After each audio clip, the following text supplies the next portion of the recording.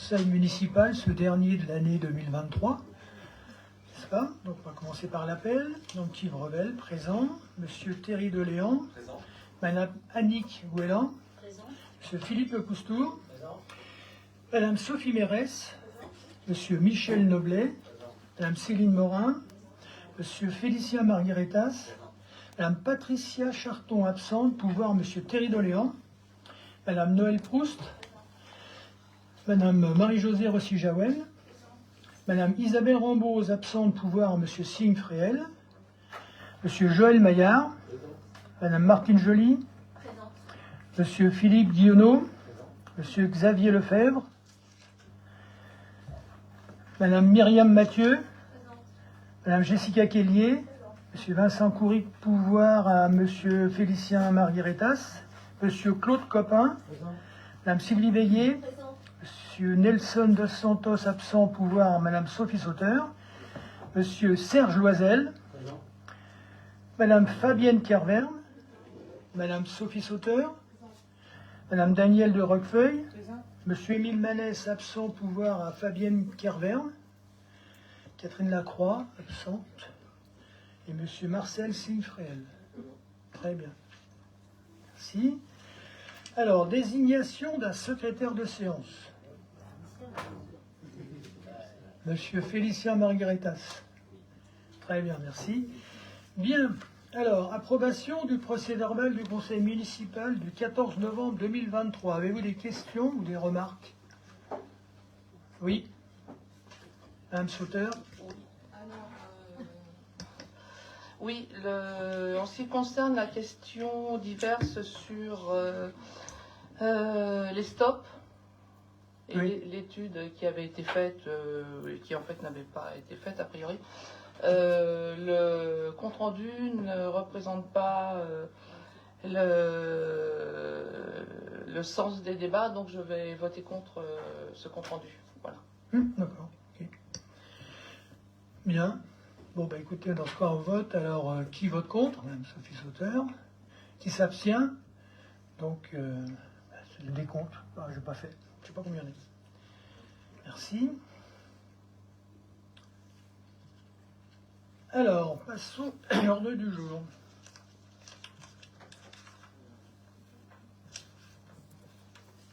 Modification du forfait mobilité durable. Bien.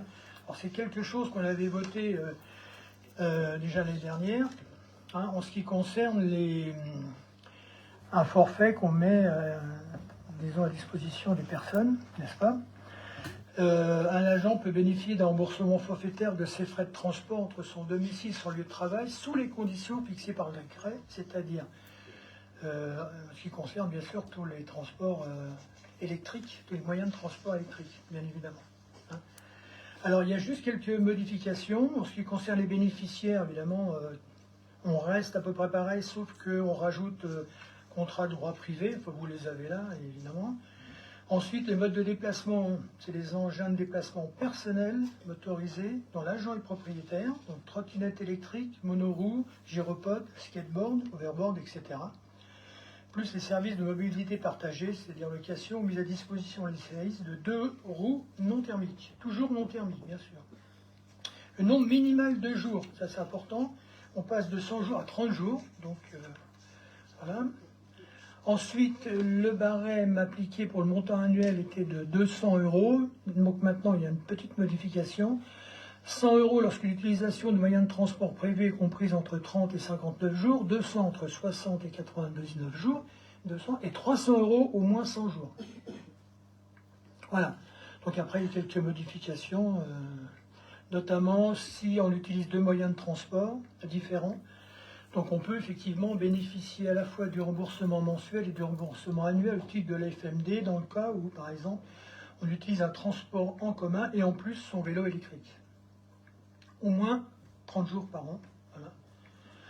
Là, en ce qui concerne la quotité de travail, c'est maintenu, mais la suppression de la durée de présence de l'agent, voilà. Parce qu'en fait, avant, était proportionné à la durée de présence.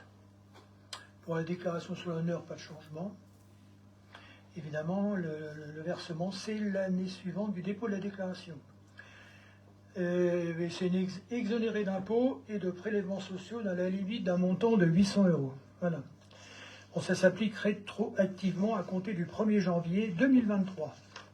Voilà. En fait, c'est quelque chose qui existait. Il y a un décret qui est paru avec quelques modifications. Avez-vous des questions? Oui. Oui. Ça concerne Madame combien Guy. d'agents depuis 2023? 3.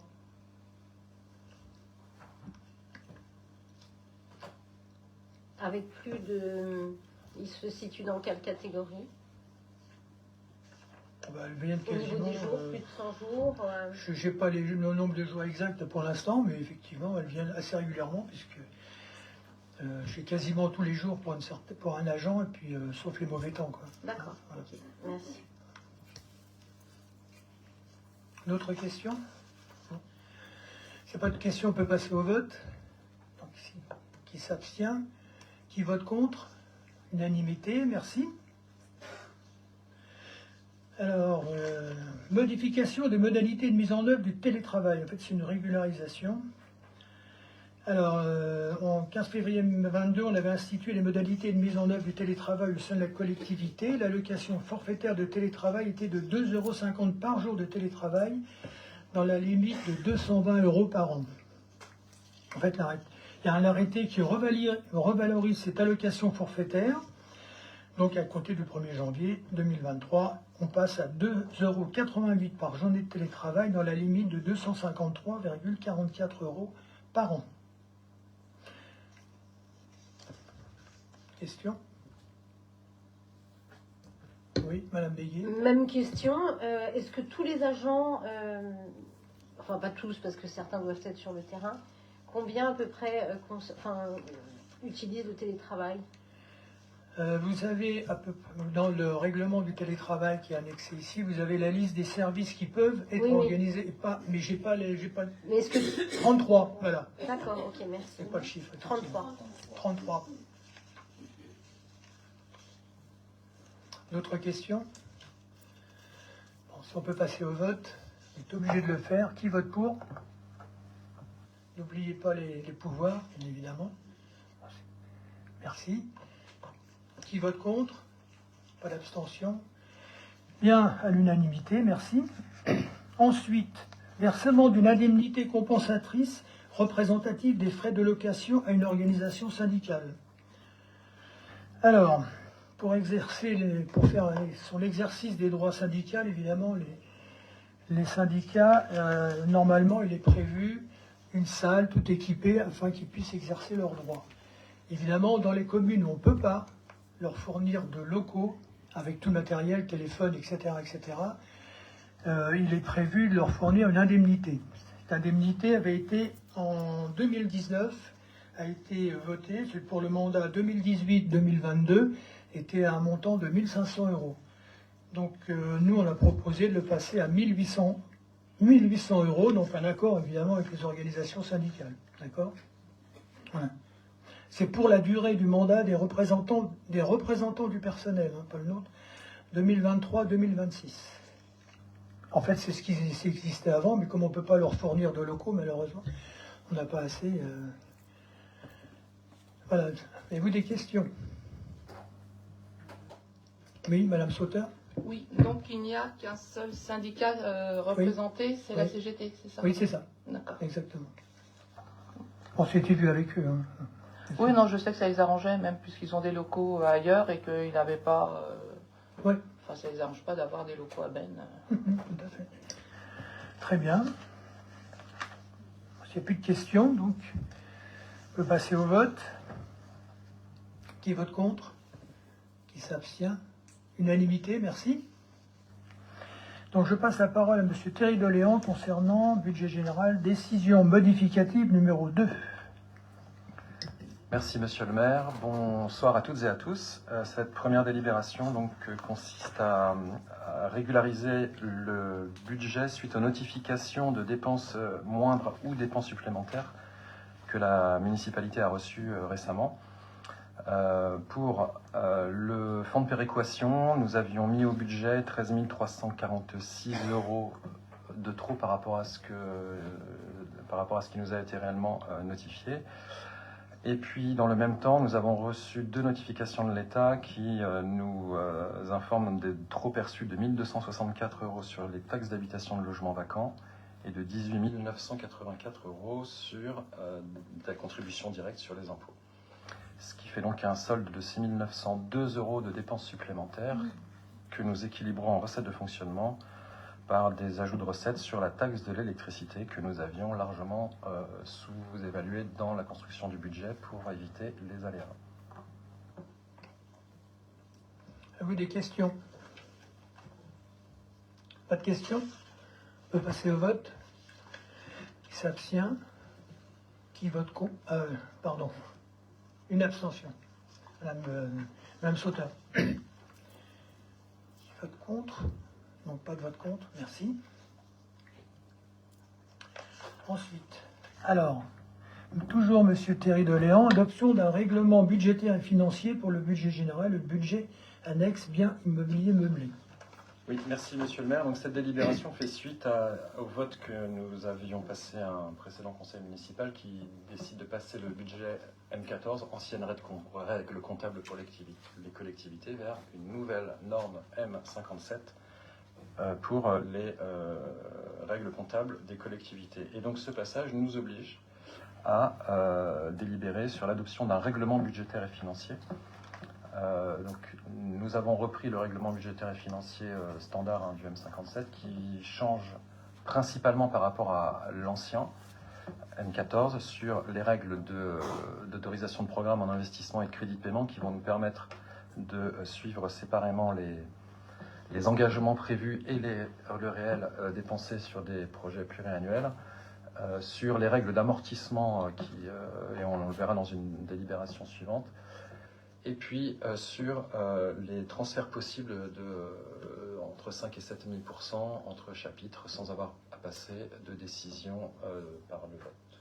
Voilà. Si vous avez des questions plus précises sur ce règlement, toutes les autres règles ne changent pas, mais elles sont notifiées maintenant dans un règlement que nous devons voter.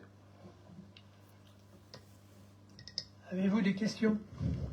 Pas de questions? Bien, on peut passer au vote. Donc, qui vote contre? Qui s'abstient? Unanimité, merci. Je te laisse. Oui, pardon. Vas-y. Donc, la délibération Continue. suivante fait la suite du passage en M57 où, vous vous rappelez, avant, dans le M14, on pouvait amortir les biens achetés sur l'année, les amortir à partir de l'exercice suivant. Maintenant, nous allons devoir les amortir dès l'acquisition. Ce qui, au passage, va poser quelques problèmes organisationnels pour le service et je les remercie par avance du travail qu'ils ont fait pour analyser la situation et vous proposer les durées d'amortissement et la somme à laquelle nous ne serons pas obligés d'amortir, qui est le seuil des biens à faible valeur qui est fixé à 4 000 €. Et puis après, toute la liste des durées d'amortissement par typologie d'achat que vous retrouvez dans un tableau et qui sera dans l'article 1 de la délibération. Donc voilà, tout ce qui est moins de 4 000 € en investissement, on ne l'amortit pas, et puis tout le reste va suivre des règles d'amortissement qui vont entre 2 ans et 25 ans, selon les natures.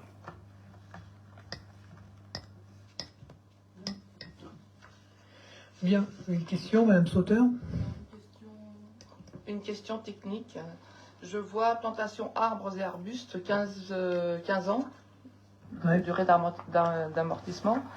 Les 4 000 €, c'est par pièce ou c'est l'ensemble d'une facture? C'est par pièce. Ouais. D'accord. Ouf. Bien. D'autres questions?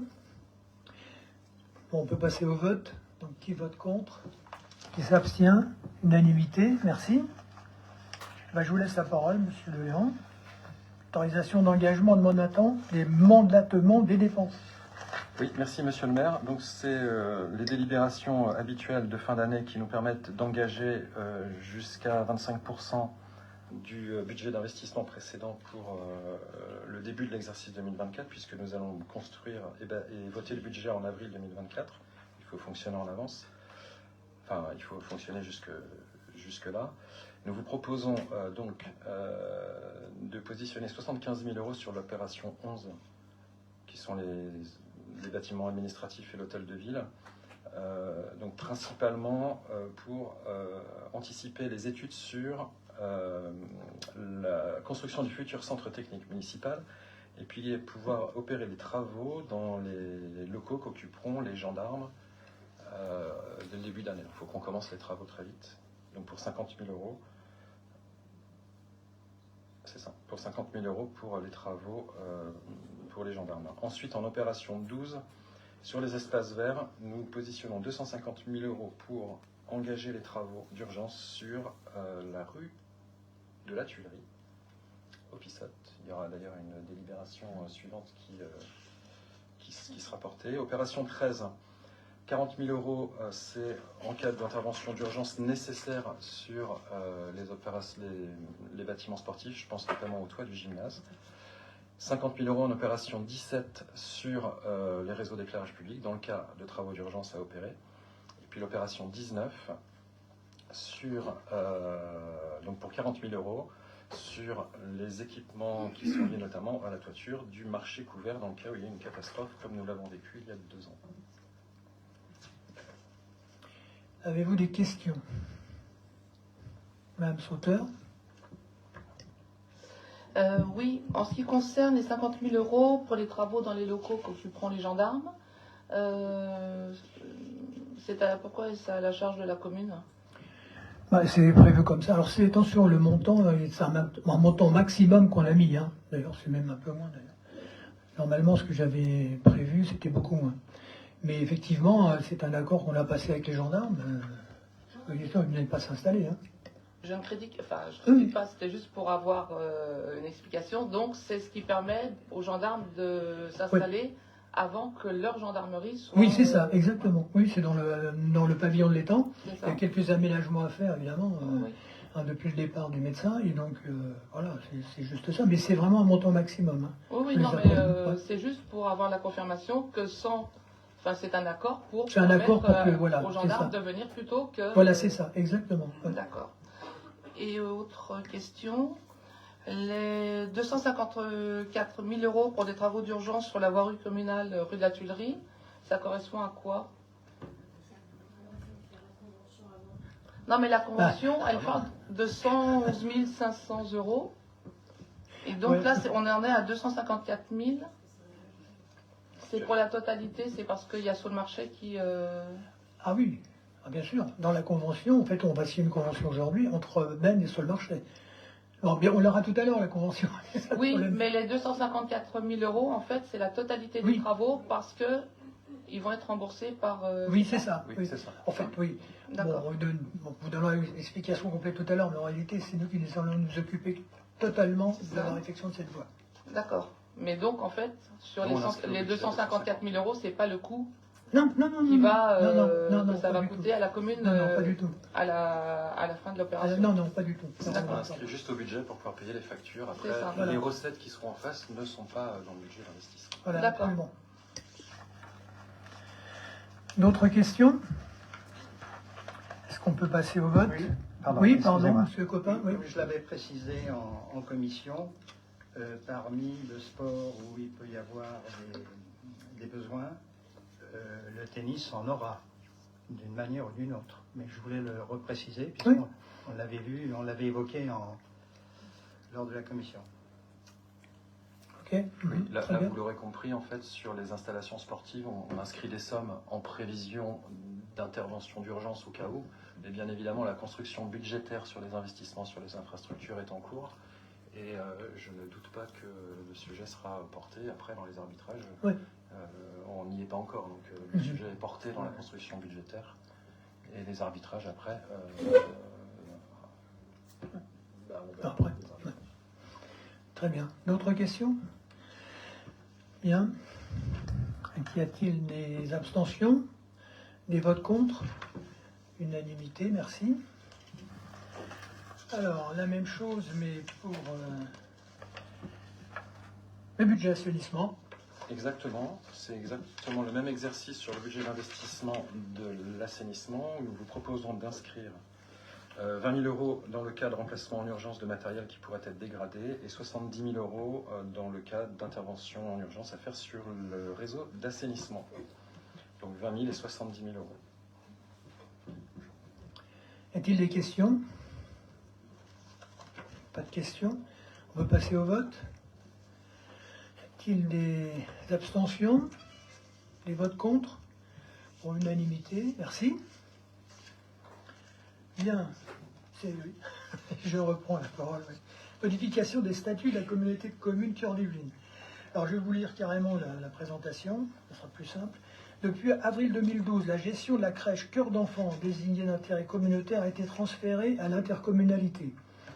Les maires de Jouarre-Pontchartrain, Villiers-Saint-Frédéric et Neufle-le-Château ont adressé un courrier au président de Cœur d'Yvelines en date du 3 juillet 2023, confirmant leur volonté de créer à compter du 1er janvier 2024 un civil Cœur d'enfant pour reprendre la gestion de la structure, acquérir et gérer les biens immobiliers et fonciers.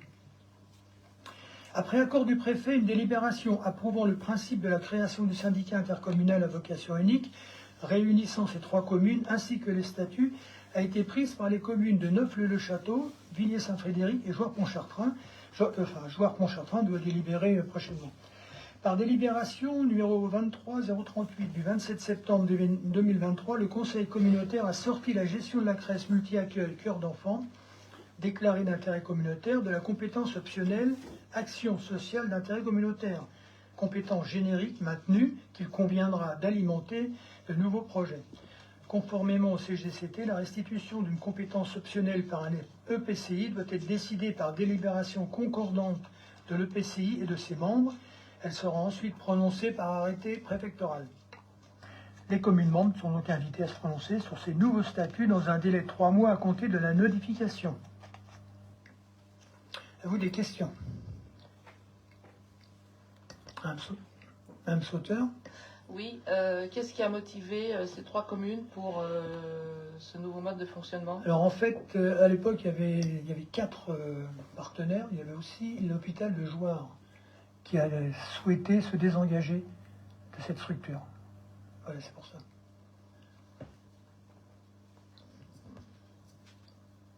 En fait, je ne comprends pas ce que ça change. Pourquoi? Si vous voulez, il y avait un CIVU avec 4 et avec Jouarre-Pontchartrain. Donc les villes, comme Jouarre a souhaité, je vous donne malheureusement, je n'ai pas tous les détails, c'est surtout les communes qui sont intéressées, qui ont vraiment tous les détails. L'hôpital a souhaité se retirer, si vous voulez, de cette structure, et les 3 autres communes ont souhaité, eux, garder, si vous voulez, dans leur propre CIVU, dans un propre CIVU, ces compétences. C'est leur choix. Oui, bien sûr, mais c'est parce que parfois la réflexion des autres, ça peut permettre de servir d'exemple. Oui. Et donc je me demandais s'il y avait quelque chose à prendre dans cette démarche ou si c'était purement... Non, c'était purement de leur propre volonté, sachant qu'on garde à Cœur d'Yvelines, on garde la compétence optionnelle. Ça n'empêchera pas que plus tard on pourra toujours compléter cette compétence, bien évidemment. Donc les locaux qu'ils veulent acheter, c'est les locaux de l'hôpital? Oui. C'est ça? Oui, c'est ça. Ouais, d'accord. C'est ça, exactement. Bon. D'autres questions? On peut passer au vote. Donc, qui s'abstient? Qui vote contre? Unanimité, merci. Alors, rapport d'activité 2022 de la communauté commune Cœur d'Yvelines. En application de l'article L5211-39 du Code général des collectivités territoriales, le maire est tenu de présenter chaque année au conseil municipal le rapport d'activité annuel de la communauté de communes Cœur d'Yvelines. Il s'agit du bilan de l'année 2022, donc qui ne donne pas lieu à un vote. Ce document sera tenu à la disposition du public pendant 1 mois après la séance du conseil municipal. Et donc, proposer aux membres de l'Assemblée délibérante de prendre acte du rapport d'activité 2022 de la CCY. Voilà.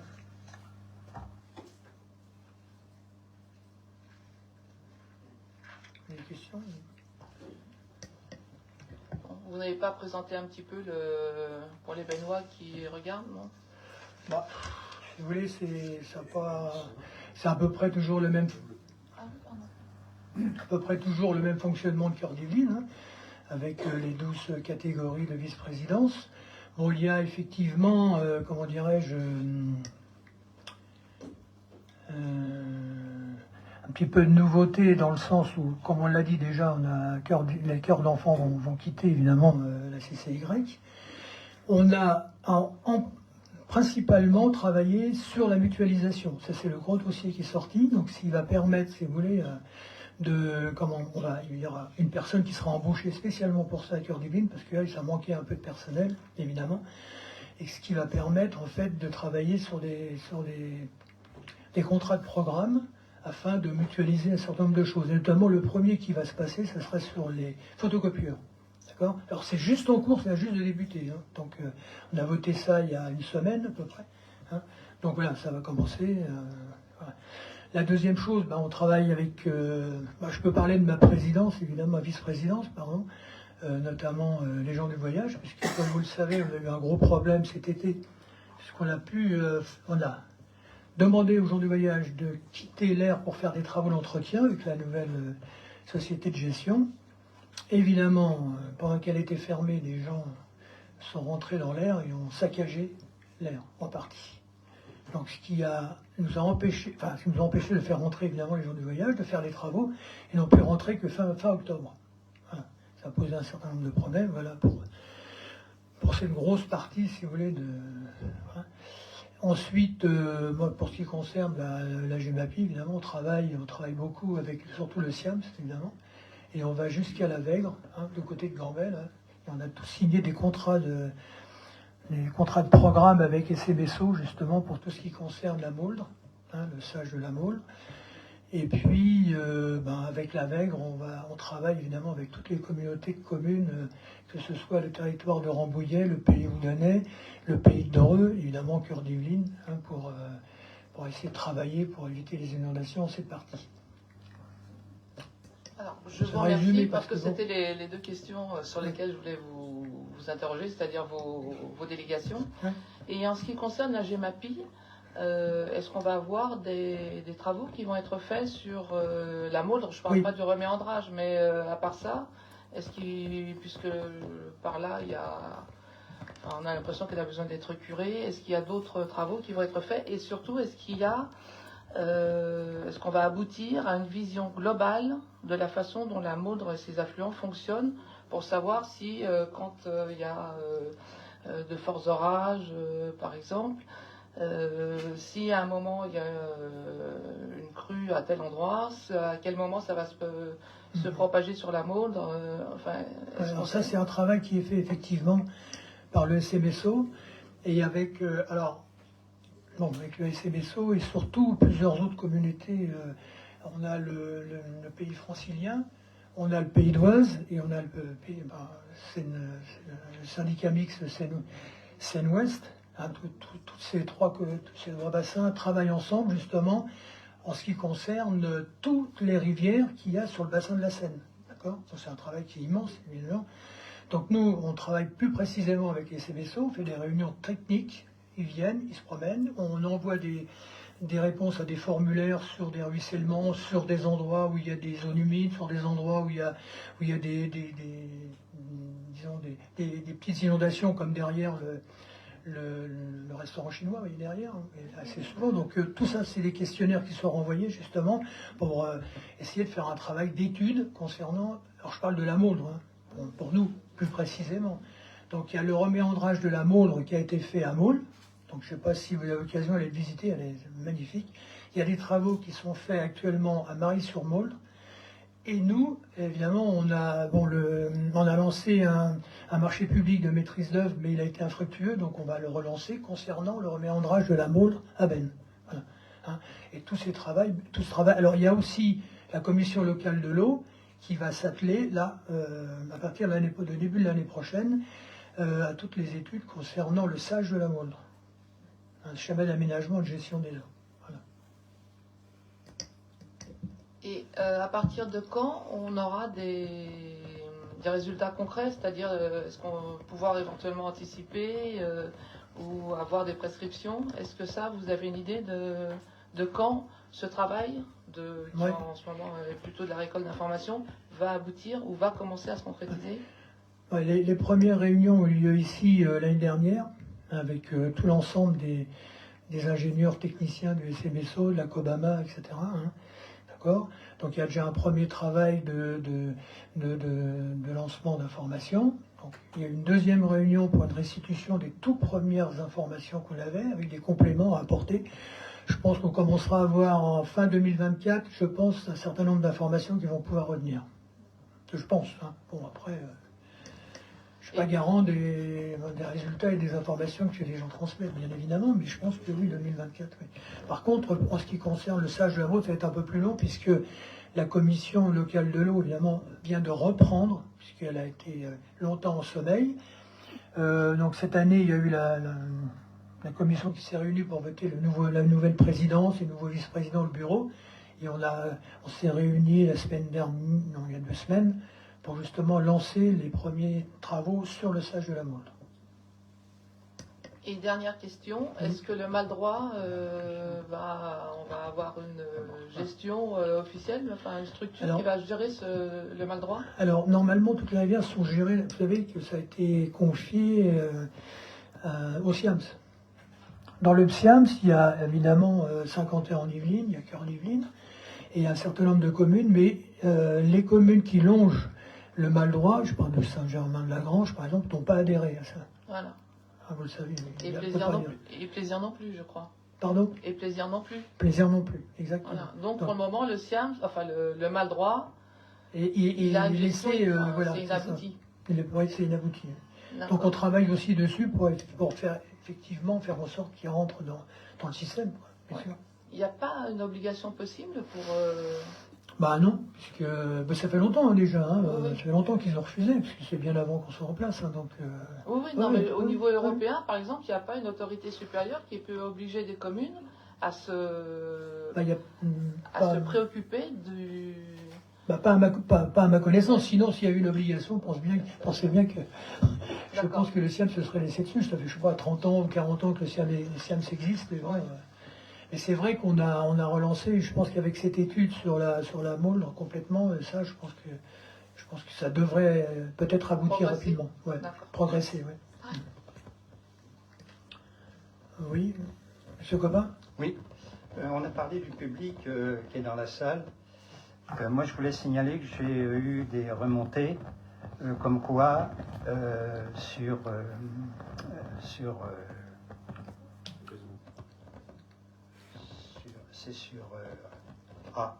Facebook Facebook, pardon, excusez-moi. C'est complètement inaudible. Donc, là, je sais pas, moi j'ai l'impression de parler. Vous m'entendez fort, mais je ne sais pas. Mais quand on va sur Facebook, Alors là, c'est la connexion des gens peut-être. Je sais pas. Ouais. Bon. Là, je pense que j'essaye de m'approcher au plus près du micro pour qu'on entende, mais malheureusement, je ne vais pas avaler le micro. Ah oui, ce ne serait pas propre. Effectivement. Voilà. D'autres questions? Bon voilà, donc il n'y a pas de vote sur ce rapport. Donc je peux donc passer la parole maintenant à Monsieur Philippe Lecoustour. Attribution de subvention exceptionnelle. Merci Monsieur le maire, bonsoir à tous. Donc première subvention que je vous propose d'adopter concerne l'association des vignerons qui, dans le cadre de leur activité culturelle, a fêté cette année, en 2023, ses 20 ans. Et cet anniversaire, donc qu'ils n'ont pas fêté cette année, va être jumelé avec la fête de la Saint-Vincent du 13 janvier 2024, dont vous avez dû entendre parler parce que la publicité en est déjà faite. Alors pour rappel, cette Saint-Vincent, donc Saint-Vincent, patron des vignerons, se fait chaque année dans le Chablisien et tous les 5 ans à Ben, puisque vous savez que Ben en Yvelines a un partenariat très fort avec Ben en Chablis. C'est notamment la commune de Ben en Chablis, qui fournit aux vignerons toutes les techniques de vinification et ainsi de suite. Donc c'est un partenariat qui date de 20 ans. Et donc cette année, la Saint-Vincent se fera donc en présence des piliers chablisiens. Et après une cérémonie religieuse et un dépôt de gerbes au monument aux morts, ces piliers procéderont à une cérémonie protocolaire ainsi qu'à l'intronisation des membres de l'association. Cette cérémonie aura lieu en présence de, bien sûr, monsieur le maire de Ben et du maire de Ben en Chablis, commune partenaire, comme je le disais. D'autres personnalités seront également invitées, ainsi que les représentants de la commune de, je vais essayer de bien le prononcer, Śligłowiec en Pologne, qui elle est jumelée avec la ville de Benne. Donc à cette occasion, l'association Les Vignerons de Benne sollicite une aide financière exceptionnelle de la ville, d'une part pour fêter ses 20 ans, d'autre part parce que l'organisation de la cérémonie de Saint-Vincent va occasionner des frais importants, puisqu'il y aura l'harmonie de Maule qui va venir. Et donc, au regard de l'intérêt patrimonial de cette association et de son investissement aussi pour l'image de la commune, et au vu du coût financier de cette organisation qui prendra en compte la célébration des 20 ans, je vous propose de vous prononcer sur l'attribution d'une subvention de 1 000 € au profit des vignerons de Benne. Avez-vous des questions? Oui, Oui. Sauteur. Je voulais juste savoir quel était le coût justement de la manifestation. Alors ça, il faudrait demander aux vignerons de Benne, mais il y en, sur les derniers chiffres, celle de 2017, c'était 20 000 €. Ouais. Pas d'autres questions? Donc on peut passer au vote sur cette subvention exceptionnelle. Bien, qui s'abstient? Qui vote contre? Unanimité, merci. Donc en suivant, alors pareil, subvention exceptionnelle pour l'association culturelle bennoise Terrasse Olibé. Monsieur Philippe Le Cousteau. D'accord. Oui, alors, Terrasse Olibé est une association qui a été créée en juillet 2020, qui compte actuellement une trentaine d'adhérents, dont plus de la moitié sont bennois, et dont l'objet est de promouvoir les échanges, l'amitié et la solidarité sous toutes ses formes entre les habitants de la région de Saou au Bénin et la France. Le but aussi est d'améliorer les conditions de vie des villageois par l'amélioration d'infrastructures et ou la mise en place d'équipements. Et le troisième objet aussi, c'est de favoriser l'éducation des enfants, béninois bien sûr, et la formation des jeunes pour les aider à bâtir leur avenir. À ce titre, plusieurs projets ont déjà vu le jour. Restauration d'une citerne pour recueillir et stocker l'eau en vue de la saison sèche. Restauration d'un puits et réalisation de son château d'eau avec 2 pompes immergées, solaires et électriques, et d'une cabine de vente. Parrainage et accompagnement et suivi d'une dizaine de jeunes pour des formations visant à les rendre autonomes ensuite. Et partenariat avec l'école élémentaire de Saou pour achat de matériel scolaire pour les élèves. Le projet en cours pour lequel la subvention est prévue a pour but l'irrigation de champs pour permettre aux femmes du village de Koumessiyarikou, j'ai réussi à le dire, donc pour permettre à ces villageoises d'effectuer des cultures maraîchères en saison sèche comme en saison pluvieuse. Techniquement, cela représente des travaux de forage déjà réalisés en juin, l'aménagement de ce forage et la réalisation d'un château d'eau. L'association participe activement à la vie associative bennoise, notamment au forum et à la fête de Benne. Et elle fait aussi, elle a une mission, elle s'est donné une mission, c'est de faire la promotion d'artistes bennois lors de la création d'événements en faveur de Terrasse Olibé. Enfin, l'association s'engage à tenir la commune informée de l'avancement et de la réussite des travaux, pour laquelle elle mettra en exergue la participation financière de la ville. Il vous est donc proposé de vous prononcer sur l'attribution d'une subvention exceptionnelle d'un montant de 500 € au profit de cette association. Des questions, Madame Béguet, oui. Oui. C'est très bien cette association, mais jusqu'à présent, les seules choses pour lesquelles on les a vues, excepté le Ferrum, c'était pour la vente de choses. Est-ce que ils n'ont jamais demandé de subvention, maintenant ils en demandent. Est-ce qu'on leur a demandé une plus forte participation au niveau de la vie bennoise, dans les écoles? Absolument, c'est l'idée. Alors, c'est ça, parce que c'est très discret. Si on ne fait pas de recherche sur Internet, on ne les trouve pas. Et la vente, c'est pas du bénévolat non plus. Donc, oui, c'est l'idée de la présidente qu'on a pu rencontrer. Alors bon, vous avez vu ce que je vous ai dit, c'est que l'association a été créée en juillet 2020. Donc si on enlève les 2 ans de Covid, là c'est une association l'activité se fait au Bénin, mais sur Benne, effectivement, la présidente a plusieurs projets, notamment vis-à-vis des écoles, et peut-être des partenariats entre les écoles bennoises et les écoles de Saou ou de l'autre village béninois dont je ne prononce pas le nom parce que c'est assez compliqué. Voilà. Et c'est quelque chose qui est en cours, oui, sur lequel on va travailler en 2024. Alors, pas en janvier, parce que la présidente part au Bénin le 1er janvier 2024, mais en février, on doit se revoir pour parler de tout ça. Madame Sauteur, oui. Oui, ma question va dans le même sens. Est-ce qu'il est prévu de rapprocher un rapprochement entre le comité de jumelage et puis cette association pour éventuellement voir un jumelage avec le Bénin, ne serait-ce qu'un jumelage virtuel? Alors, effectivement, ça, c'est pas un sujet qui a été évoqué, mais c'est une bonne idée qu'on peut Oui, noter, c'est une bonne effectivement. idée, Oui, oui. Oui, très bien, moi j'en parlerai à la présidente. Oui, Oui, oui, Oui, bonne tout à idée. fait, oui. Oui, oui, c'est très bien, oui. D'autres questions? Non, plus de questions. Donc on peut passer au vote. Bon, qui vote contre? Qui s'abstient? Unanimité, merci. Bien, je passe la parole à Madame Céline Morin.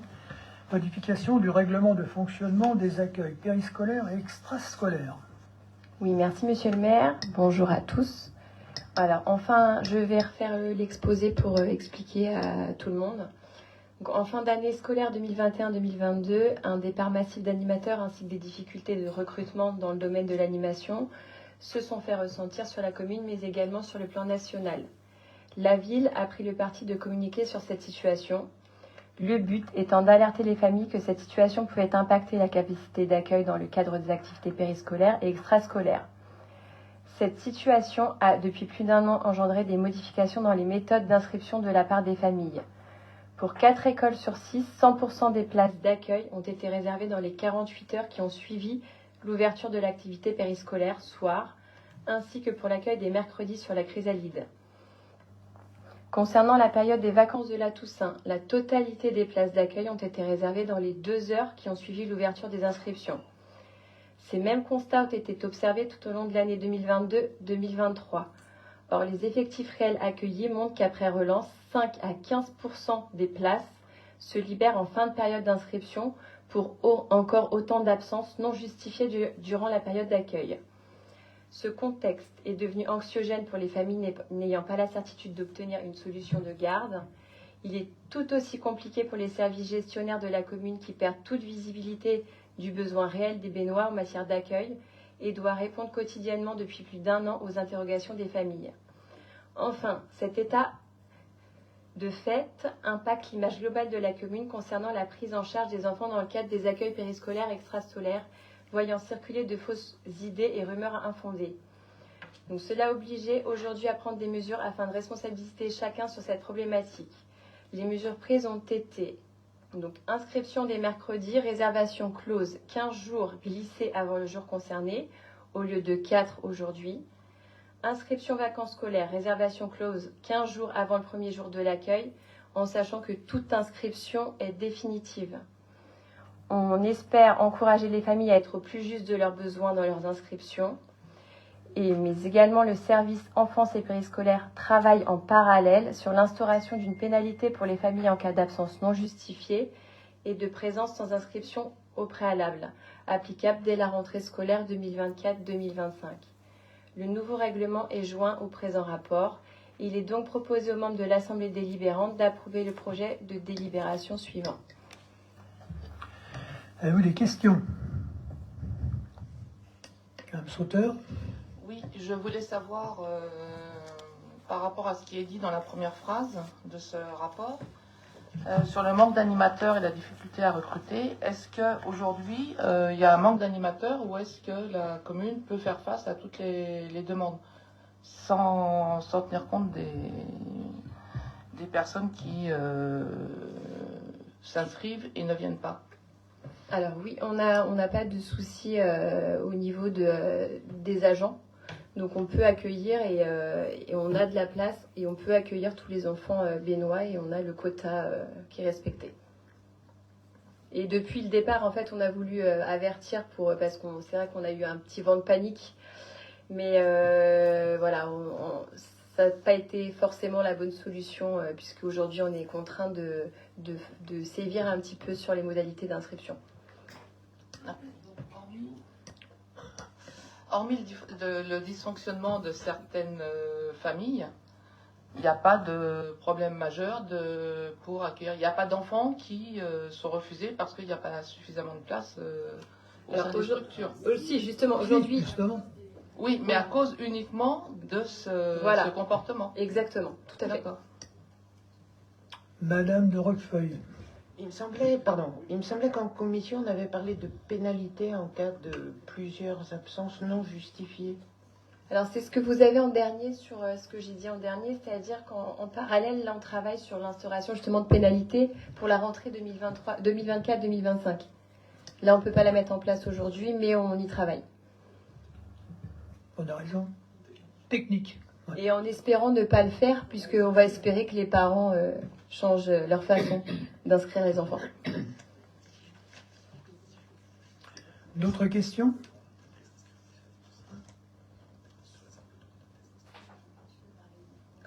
Oui.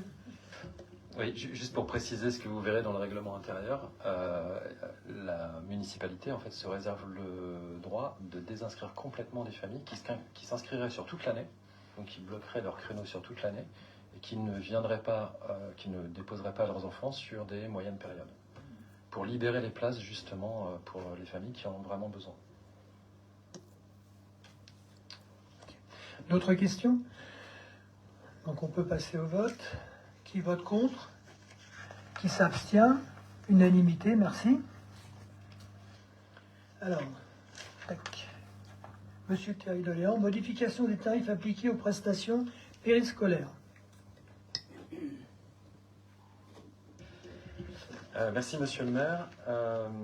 Donc cette année, enfin pour la rentrée, pour le 1er janvier 2024, et donc dans l'optique de préparer le budget 2024, nous devons faire face à des augmentations, enfin c'est un secret pour personne, hein. Il y a des augmentations sur les fluides, sur les denrées, sur les salaires, etc. Et nous avons longuement travaillé sur les impacts que cela pourrait avoir sur 2024. En gros, ce qu'on a modélisé et simulé, c'est qu'on aura en 90 000 euros, un peu moins de 90 000 euros, mais ça peut varier en fonction de la réalité, puisqu'on est dans de l'analytique et de la projection. 90 000 euros de dépenses supplémentaires juste sur les augmentations. Et pour ne pas mettre en difficulté le budget de la commune, après de nombreuses études, on a décidé d'impacter de ces 90 000 euros, on va dire 45 000 euros de recettes supplémentaires, qui se traduisent par des augmentations entre 4,5% et 5,5% de toutes les activités périscolaires. Donc vous avez le tableau en lien dans la délibération.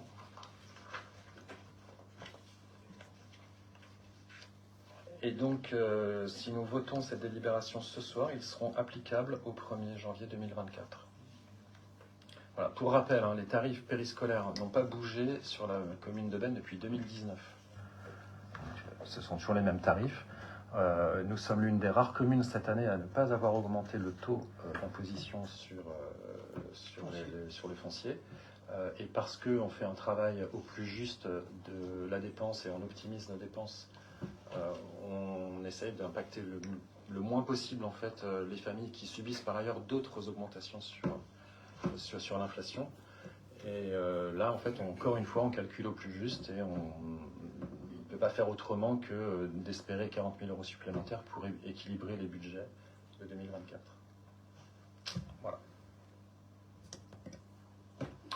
Oui, Madame Sauteur.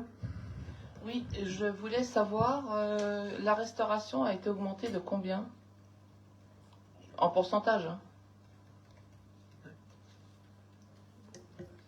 Alors, je vais vous le dire. Sur les dépenses entre 2019 et fin 2023, sur la pause méridienne, on a une augmentation de 33%. Donc je parle vraiment des dépenses, de ce que ça coûte à la Non, commune. je parle des tarifs. Mais je vais vous le dire après.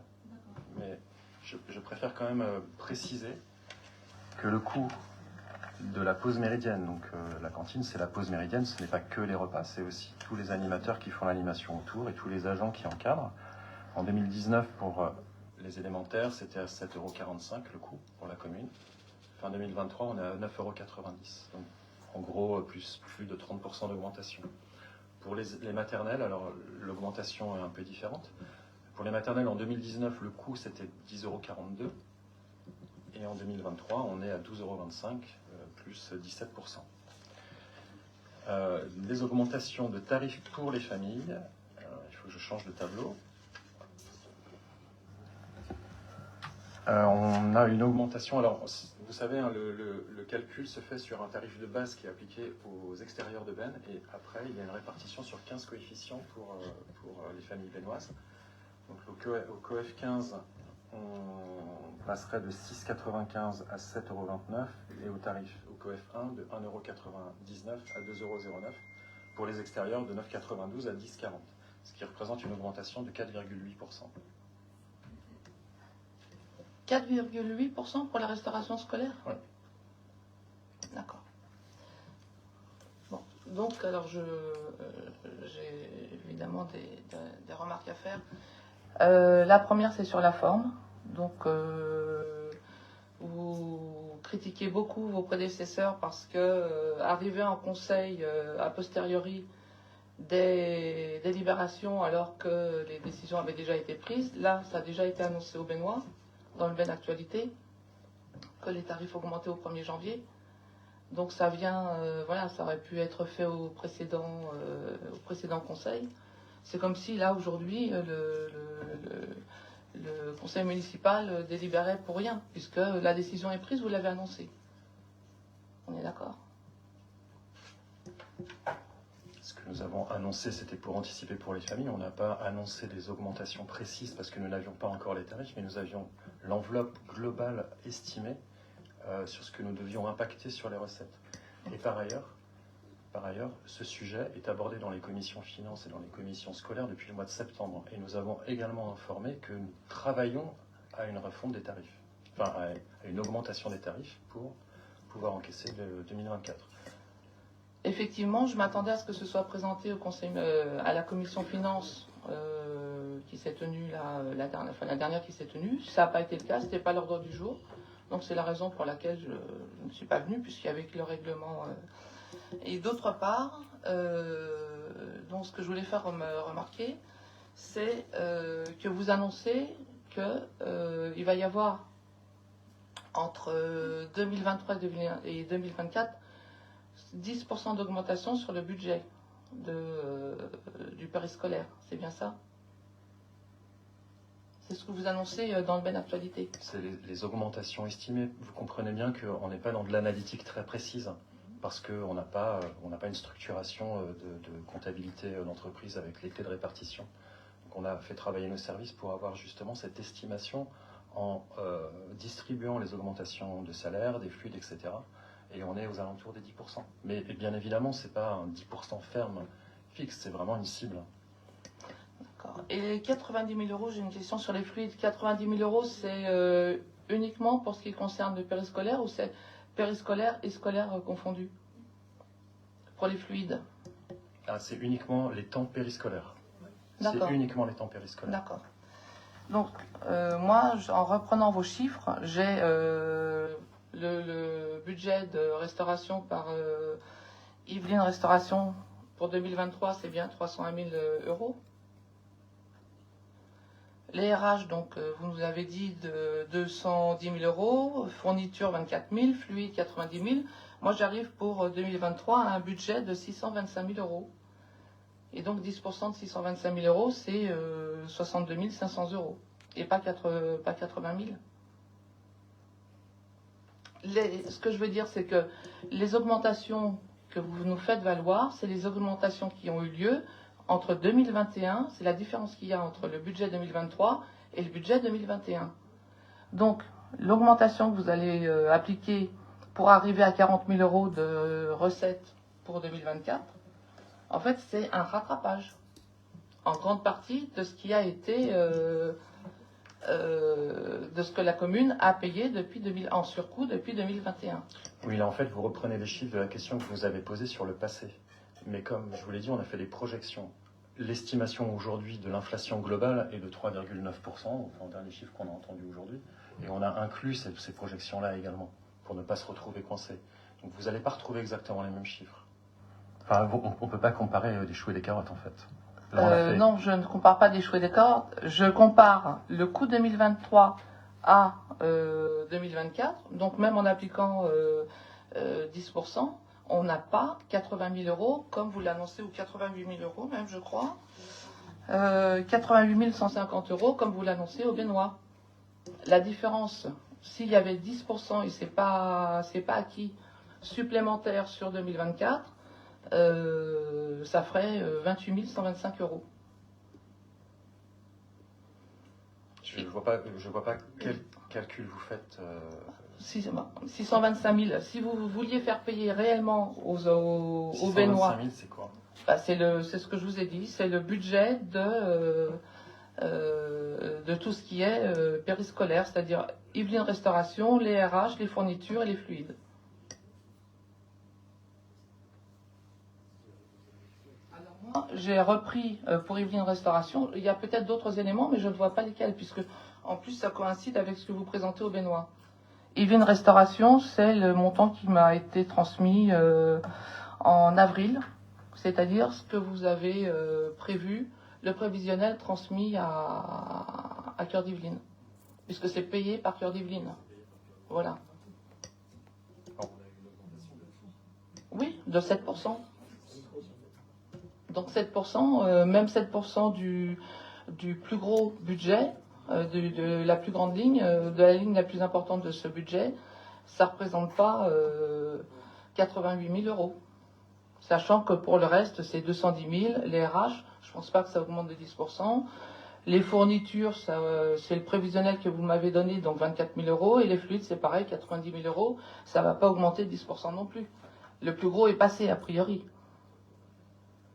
Donc, ce à quoi je veux en venir, c'est qu'en fait, en faisant payer 40 000 euros aux Bénois sur 2024, c'est pas 45% de l'augmentation que vous leur faites payer, mais 64%.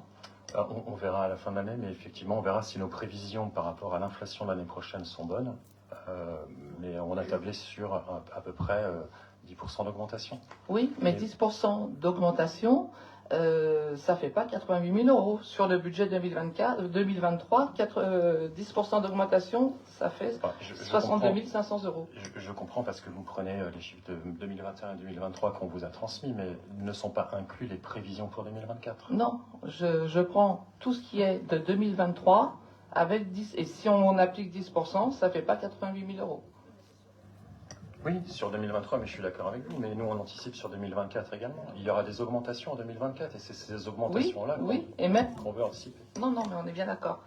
Alors ça, c'était une remarque, voilà. Oui, mais ce qui est dommage dans ces remarques, c'est que tout ça, ça devrait être discuté en commission finance. Vous avez décidé de ne pas venir à la dernière commission finance parce que le sujet n'était pas à l'ordre du jour. Rien ne vous empêchait de demander que le sujet soit mis à l'ordre du jour. Non. Parce que ça fait plusieurs commissions finances, vous venez pas. Alors, moi, je vous vois rarement aux commissions finances. Ah, écoutez, c'est vrai que souvent les commissions finances, les délibérations qui sont présentées sont des délibérations qui sont plutôt administratives. Et d'autre part, la commission, c'est pas forcément un lieu de débat. Le lieu de débat, c'est le conseil municipal. Oui, mais ça éviterait de discuter de chiffres ici. On pourrait préparer le sujet entre nous pour être clair. Écoutez, j'ai demandé suffisamment d'informations pour qu'on comprenne et qu'on parle sur les mêmes choses. Enfin, on parle des mêmes bases. Hein. Moi, je reprends les chiffres qui m'ont été donnés, j'invente rien. Donc, oui, mais venez aux commissions finances. Non. Ça fait plusieurs fois que je ne vous vois pas à la commission finance. Pourquoi vous ne venez pas à la commission finance? Parce que j'ai d'autres obligations. Je ne suis pas... La dernière fois, je vous avais fait la remarque. Vous m'avez dit, vous aviez une obligation. Je conçois qu'une fois, on ait une obligation. Ne pas venir pendant plusieurs fois successives, c'est bizarre. Oui, alors écoutez, maintenant que vous m'en faites la remarque, il y a aussi certains conseillers municipaux de votre équipe qu'on n'a jamais vus. Enfin, il y en a un qu'on n'a jamais vu, qu'on n'a jamais vue, d'autres qui ne viennent pas depuis 1 an et demi, voire... donc, je pense qu'en ce qui concerne écoutez, je pense que...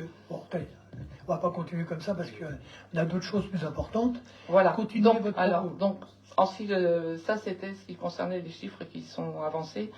Et d'autre part, alors ça sur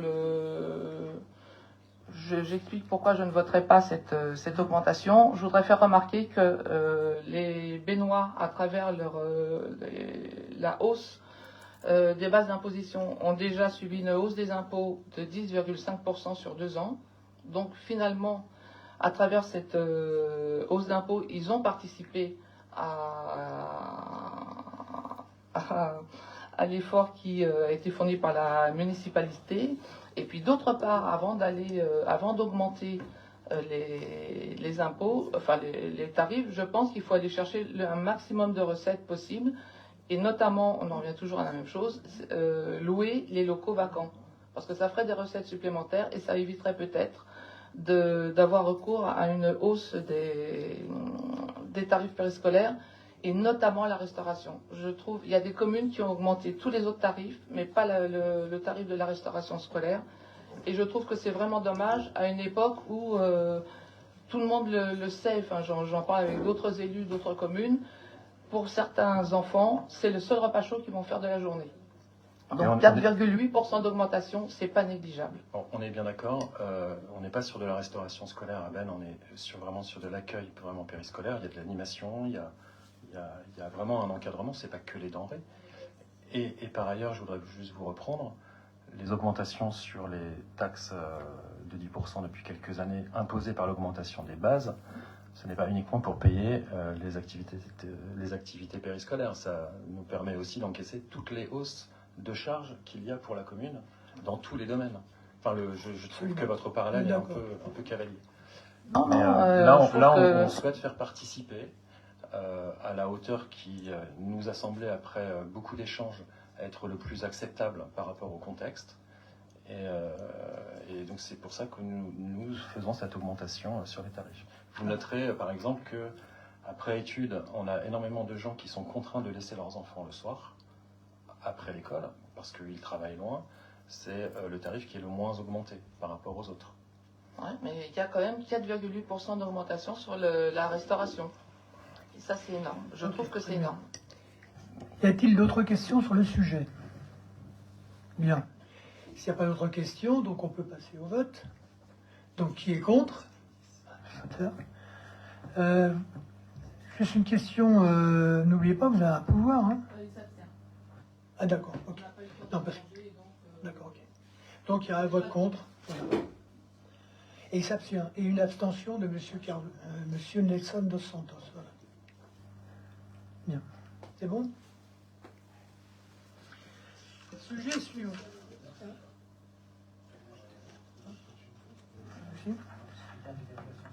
Critères de dérogation scolaire, monsieur. J'ai vu.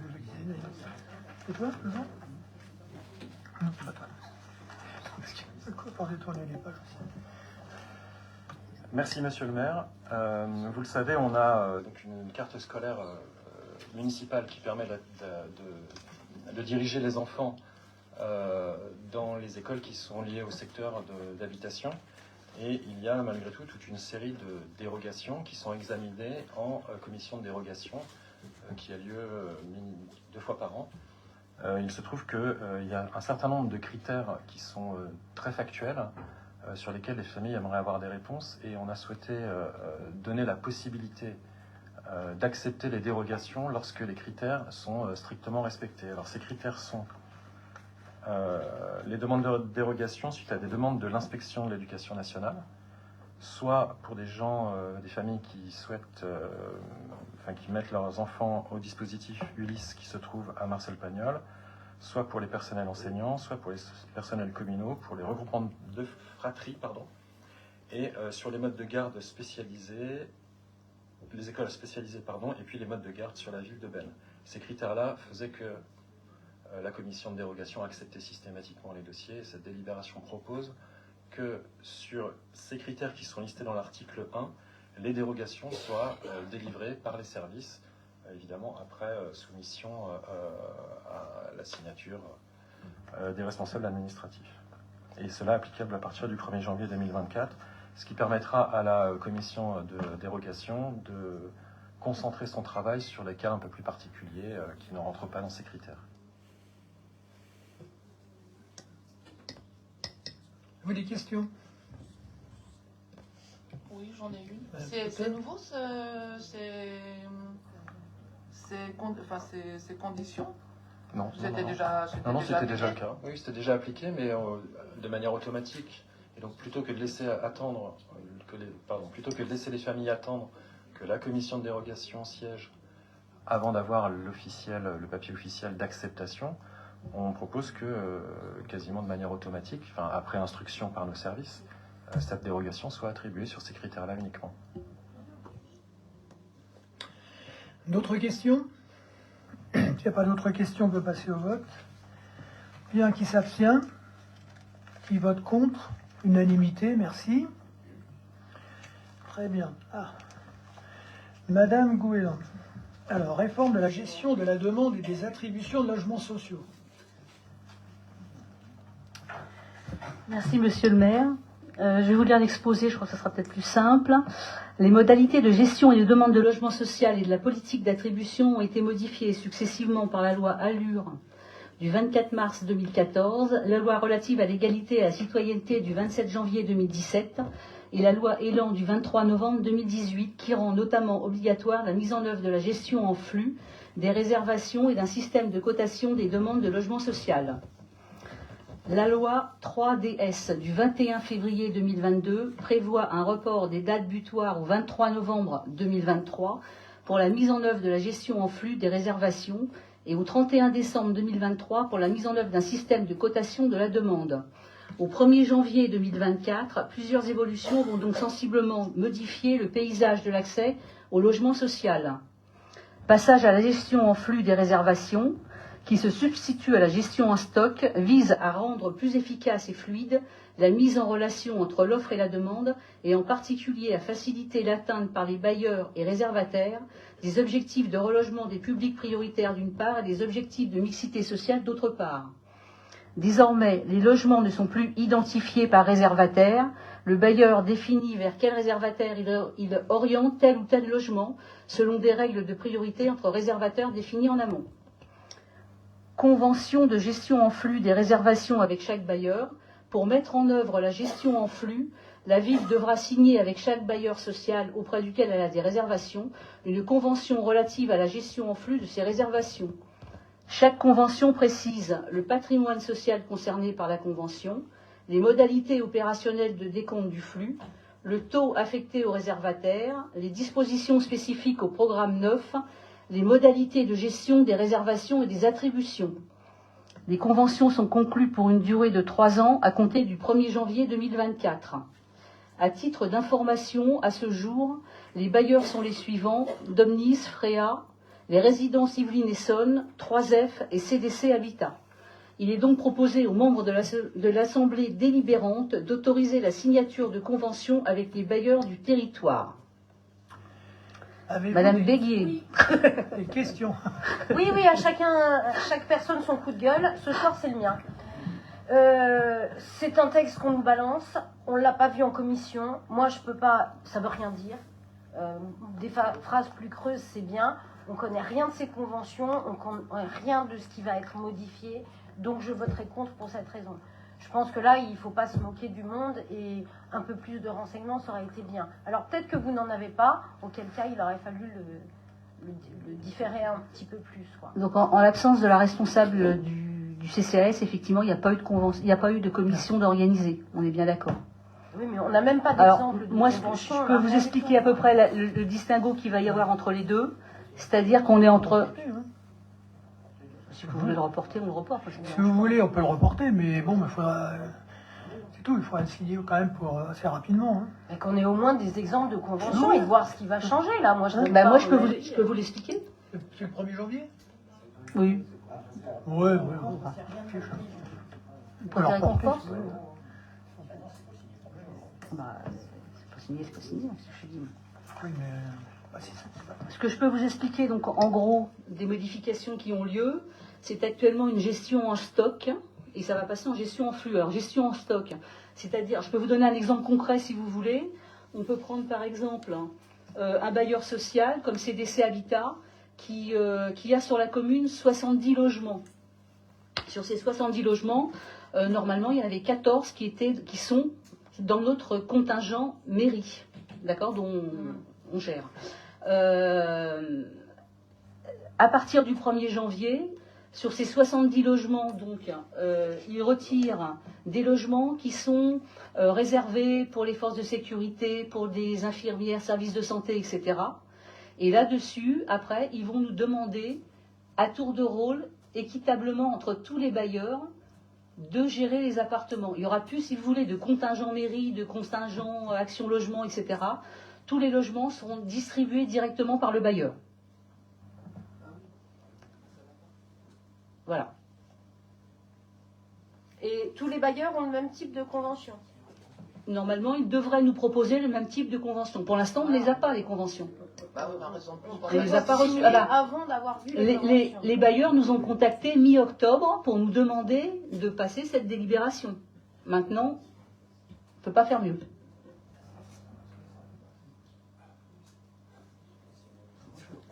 C'est une obligation, bien sûr, c'est une obligation légale, on est bien d'accord, hein, c'est pas... Oui, bien sûr. On n'a rien inventé, là. Hein.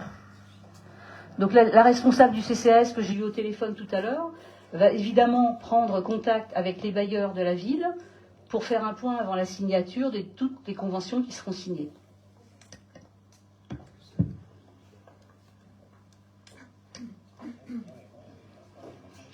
Ouais. On est d'accord. Ouais, on n'a On rien nous prévient Effectivement, le c'est le 15 1er octobre. janvier applicable. C'est l'application stricto sensu de la loi. Ouais. Oui, Ah oui. c'est une obligation de l'État, on est d'accord. Et après, les conventions. Micro. Cette délibération, c'est une application stricto sensus de la loi sur l'attribution des logements sociaux. Et par ailleurs, les conventions, elles sont toutes différentes selon les bailleurs, mais elles devront respecter les critères qui sont inscrits dans la loi et que nous devons passer ce soir en conseil municipal pour la mise en application au 1er janvier 2024. Oui, mais D'autres alors là- questions? Oui, alors je rejoins alors ma collègue. J'ignorais, je ne suis dans aucune commission sociale, je ne suis pas au CCAS. Alors j'ignorais que ça avait été présenté nulle part, même pas au CCAS. D'accord. Mais donc, j'ai pas très bien compris ce que vous avez dit. Mais par contre, il n'y a pas de critères. En tout cas, les critères qui vont être définis dans les conventions, on ne les connaît pas. C'est-à-dire Non, comment... pour l'instant, non. Non.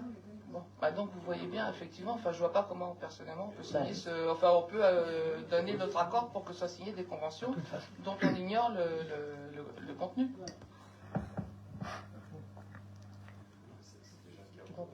Mais non, on ne peut pas. C'est la loi. Ah ben oui, je sais. On ne peut pas reporter. Non. On est bien d'accord. Ok. Bon, bah écoutez, de toute façon, on ne peut pas reporter parce que la loi nous oblige à voter pour le 1er janvier. Donc, application.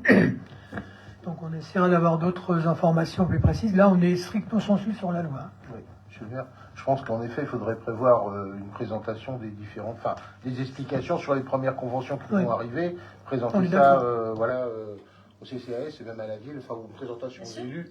Oui, oui, bien sûr, pas de problème. Avec des Pour ça, on n'a pas explications les, on précises. les a pas les conventions. C'est vrai que là, on est sur des dates qui sont prévues, 23 novembre, 31 décembre. Bon, bah, une fois de plus, on nous dit de passer une délibération qui a déjà un truc réglementaire.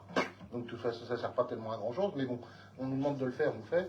Après, c'est vrai que je comprends les Oui, non, mais collègues on est qui ont d'accord. des doutes sur, On est d'accord. Tout à fait. Et sur tous les bailleurs ne sur la nous ont pas encore complexité, en contactés. plus de hein. la Oui, machine en plus. déjà en temps normal, qui est déjà une machine très complexe sur l'attribution des logements. C'est vrai que là, avoir un petit cours, ça ne fera pas de mal. Vous le dit très bien, Madame Gouellan, effectivement, tous les bailleurs ne nous ont pas contactés, hein, encore. Hein. Donc, voilà, bon, bah écoutez, on va passer au vote. Je pense que tout a été dit. Qui vote contre? Alors, 1, 2, 3, 4, 5. Donc, Madame Sauteur, Monsieur Dos Santos, Madame Béguier, Monsieur Copin, Madame Daniel de Roquefeuille. Vous avez écouté le vote, c'est bon? Ok. Abstention? Donc, ok, merci. Alors, on va passer au suivant. Ah, combien? Monsieur Michel Noblet, concernant la rue de la Tuilerie. Oui, merci, monsieur le maire. Bon, je ne vais pas refaire tout l'historique de la rue de la Tuilerie et de sa problématique qui est bien connue. Donc, pour pallier au manque d'entretien depuis des années de cette rue, les communes, les villes de Bennes-sur-le-Marché ont convenu de faire une convention de comaîtrise d'ouvrage afin de procéder à la réfection de cette rue. Donc, vous avez cette convention qui est jointe. Si vous avez des questions, je ne vais pas refaire tout l'historique. On l'a fait, on a discuté en commission très longtemps encore, si vous avez des questions sur cette convention. Oui, allez-y, Mme Souter. J'en ai juste une. Ça représente combien de mètres linéaires? 2600. Alors, on n'a pas fait les mètres linéaires, on a fait une surface. Oui, j'ai vu que vous aviez en mètres on carrés. a fait 2600 mètres carrés. Oui. Ça va donc du bas de la rue de la Tuilerie à la Fourche jusqu'à alors. D'un côté, parce qu'il y a le numéro pair, le numéro impair, donc c'est du numéro 7 et en face ça va être le numéro 12. Oui, non, j'ai vu, c'était simplement que je me demandais, c'est 2600 mètres carrés, ce que ça donnait en linéaire. Bah, écoutez, vous l'avez, c'est joint, alors attendez, le plan est joint sur le... Oui, il y a le plan. Il y a le plan, donc c'est à l'échelle, voilà, hein, 0, 100... ça doit faire un peu plus d'1 kilomètre. Hein, il y a l'échelle, 1 kilomètre 200, en grosso modo. Hein, À vous d'autres questions sur le sujet? Donc, on va passer au vote. Qui vote contre? Qui s'abstient? Donc, unanimité, merci. Bien. Donc l'ordre du jour est fini en ce qui concerne les délibérations. Avez-vous des questions sur les décisions du maire? Il n'y a pas de questions? Si, Madame Sauter? J'en ai juste une sur la 2023-138. Mission d'assistance à maîtrise d'ouvrage pour les travaux et fournitures horticoles. Et je me demandais ce que c'était. C'est nouveau?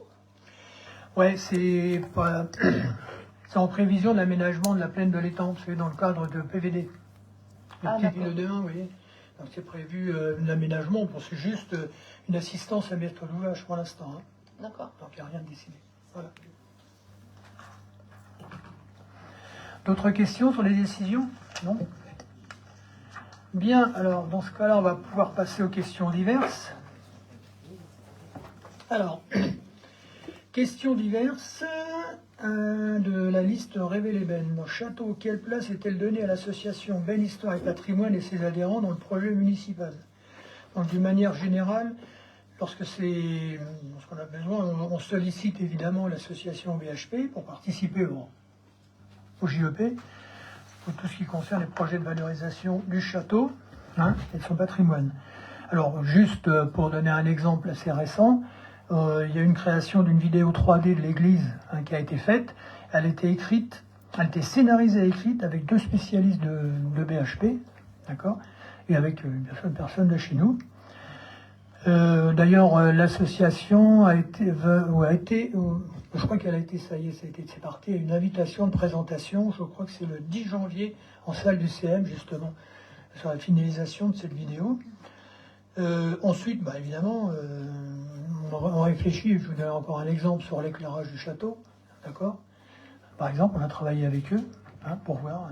Donc c'est en cours, pour l'instant, évidemment, il faut, avant d'éclairer le château, on nettoie. C'est ce qu'on a fait, une première partie avec les élus, une deuxième partie avec les services techniques, et il y a un travail qui a été fait qui est remarquable. Tu étais présent pour la deuxième partie, moi on était présent samedi. Donc voilà, et ça avance, évidemment, on ne va pas éclairer le château, on ne va pas éclairer les arbres et les lierres, ça ne servirait pas à grand chose. Mais il y a un travail de nettoyage qui a été fait qui est vraiment intéressant. Donc on va continuer, et lorsqu'on pense que ça sera effectivement bien dégagé, à ce moment-là, effectivement, on travaillera avec BHE, parce qu'on les a reçus, on a discuté avec eux. Par exemple, c'est un exemple. Donc c'est par rapport au nettoyage. Les membres de BHP ont été très étonnés de ne pas y avoir été associés, puisque depuis des années, ils vous suggèrent justement de participer à ce nettoyage, et que là, ils l'ont appris, je dirais, par la bande, et voilà, ils se sont demandé si c'était une omission, s'il y avait une intention. Il n'y a pas d'intention ni d'omission.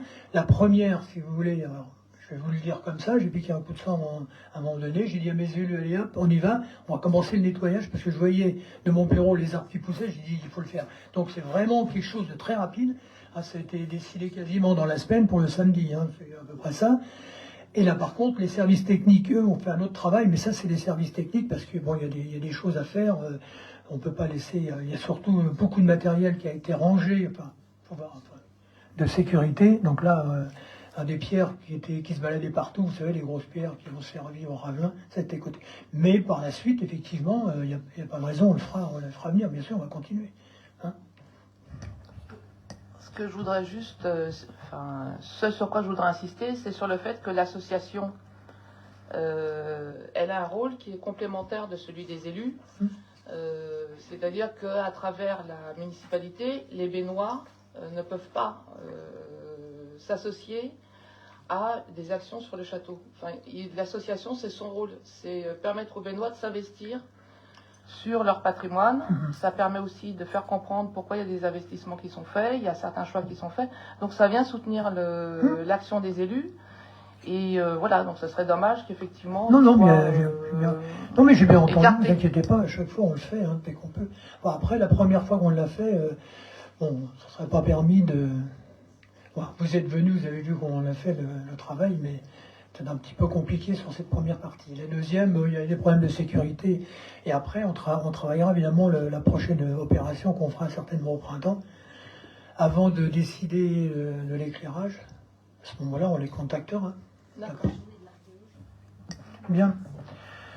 Ensuite, alors, décoration de Noël. Combien de foyers ont-ils participé au concours des illuminations de maisons? Céline? Alors, on a eu 12 participants, composés donc de 9 maisons, 2 commerces et un balcon. Et notamment, je tenais aussi à préciser une petite chose.